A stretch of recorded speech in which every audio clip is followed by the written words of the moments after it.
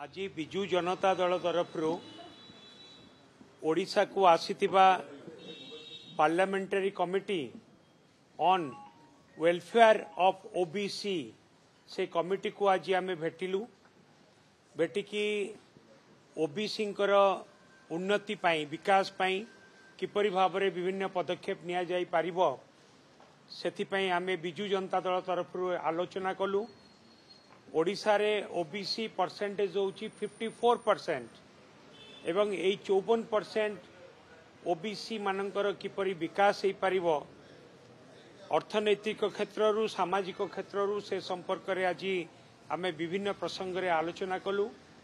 जेतेबेले 2011 SEC list हेतिला सेतिरे कोनोसी caste basis census नथिला। आमे parliamentary committee पाखरे आज डिमांड रखिछु कि कास्ट बेसिस सेंसस करा जाऊ एवं ता सहित भी हमर ओडिशा रे थिबा एससी बीसी लिस्ट जो माने एससी बीसी लिस्ट ओडिशा रे अछि ताकू ओबीसी लिस्ट रे इंक्लूड करा जाऊ ताही हमर आज मुख्य दाबी थिला।